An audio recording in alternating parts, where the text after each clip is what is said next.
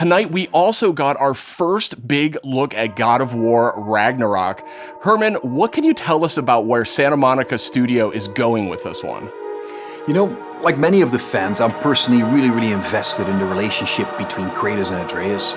We got to see in the trailer that there's some real tension brewing between them as Ragnarok approaches, so I can't wait for players to see how that relationship between them evolves. And you gotta trust me when I say that Santa Monica Studio have prepared quite a few twists and turns for players as they set up the finale of the Norse saga in God of War Ragnarok.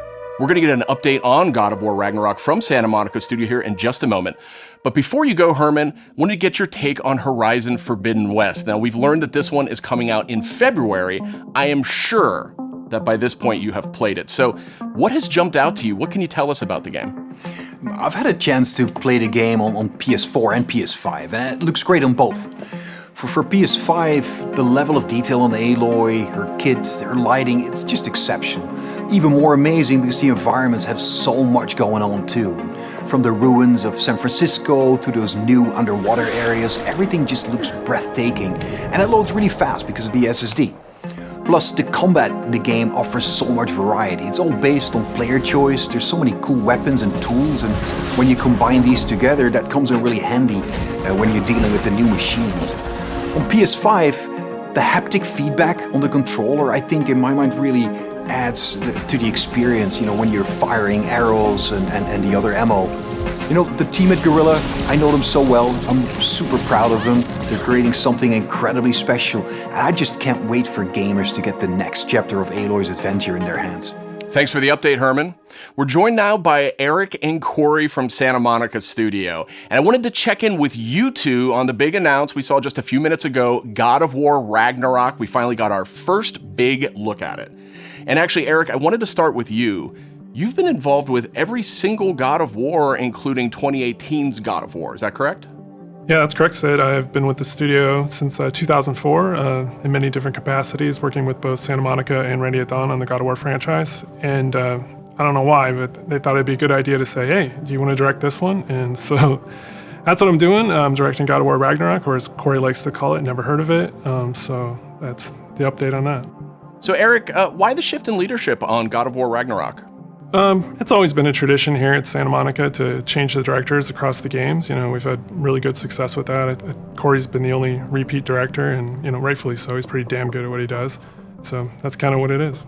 The important thing for us is to be able to kind of get a fresh perspective each time, but also, a fresh pair of legs in the sense that you're really exhausted at the end of finishing one of these things. So you got to con somebody else into doing it, like him. So Eric, what aesthetics or themes sort of resonate with you as a creative? I mean, I guess what I'm getting at is like, how do you see yourself leaving your fingerprints on God of War Ragnarok? It's kind of the designer in me wants to answer one way, but as a director, you have to answer a different way. I think you have to learn how to jettison your own profession when you switch over to the director's role, which I'm sure Cory can understand. I mean, he kind of animated a little bit on God of War 2, and we kind of had to throw it all out, except for that sneaky backflip that Kratos has never done again that we left in. But that's the perk of being the director, I guess. But from my point of view, like, we want to tell a very heartfelt and epic story as, a father and son go on a journey, and they kind of struggle with holding on to stuff and letting go of things. It's a very difficult kind of human condition that we all deal with.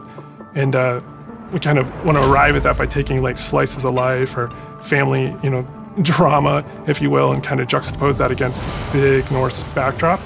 And, at the end, we just want to have an ending that feels very, surprising yet inevitable based on all those things. But it's kind of, I'm from the Midwest, so like slice of life, very common, mundane things are just as interesting as big world events. And so we try to collide those things together to, make an experience that's very worthy of the God of War name.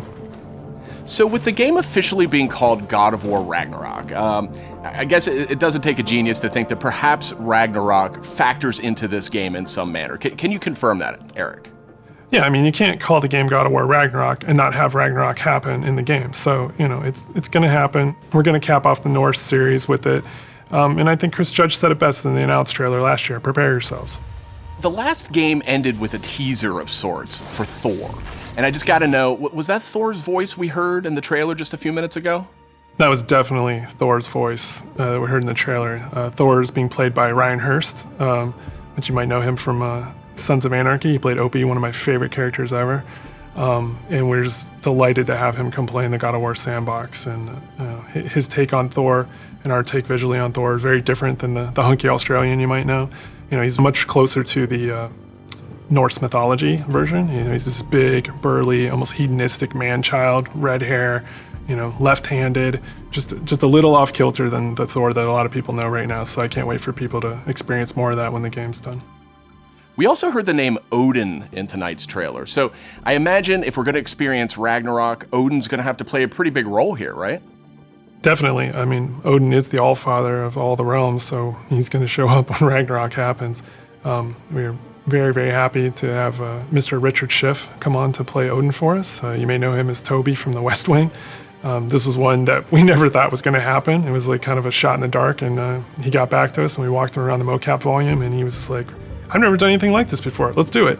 And so the kind of rest is history. So I can't wait for people to experience that and see how he factors in. And it's a very different take, again, much like Thor. He's like a old man who's just kind of busy with his own things and doing whatever he wants. And he doesn't live in a castle or anything like that. So it's again, a different take, kind of what we do. We just take what's known and curveball it a little bit and, make it special. We also saw a couple of new characters tonight. So what can you tell us about them? Are you talking about the little squid? Oh no, you're talking about Tyr. Tyr, the big guy. Yeah. He's the Norse god of war, and Kratos and Atreus have finally found him. We talked a lot about him in 2018, so we were like, well, we might as well show him to the people. And then the last character we saw at the trailer, like with the little wink and smile from Angerboda, she's one of the last remaining giants, and her story is pretty amazing and how it fits into the world of God of War. Tyr is being played by Ben Prendergast, who's been completely absorbed in the role, even though he is not a giant as Tyr is. And then Angerboda is being played by Leia De Leon Hayes, who's a complete treasure on set. She's been amazing. Watching her chemistry with the other characters has been amazing, and she's one of the last giants that's living. So we have those characters and a few more. There's a lot of different monsters you saw in there, and there's been so many talented people at the studio building this trailer and putting it together. I just want to give a shout out to the team. I love you guys. I wish you could be here doing this interview with me. I wish you were all behind me right now at the studio. That would have been completely amazing. And lastly, to our fans, we have a saying at the studio that we are fans of our fans, and I cannot wait to watch all the tweets, the messages, the reaction videos that you guys put out, and our team to be able to take that into heart and just get excited and hyped, and then use that to push us through to finish the game for you guys. So thank you very much. Now, Cory, we haven't heard a whole lot out of you here tonight. So now that we know you're not directing God of War Ragnarok, I was hoping maybe you could give us a little clue about what you may or may not be working on next. Oh, you'd like that, wouldn't you? You'd like me to just spill the beans and tell you everything that's going on right now. We're actually doing a bunch of stuff. It's really exciting, all the things that we're doing, and you're tempted to know what is this, but I don't really have anything I can talk about right now specifically, mostly because we're really focused on God of War Ragnarok, that I am incredibly excited that I finally understand that that's what everyone was saying, God of War Ragnarok. I was way off. I was thinking it was something else that they were talking about. I think we'll wait to get any deeper into anything else until later. We'll talk again, Sid. All right. Well, thank you, Cory, and thank you, Eric.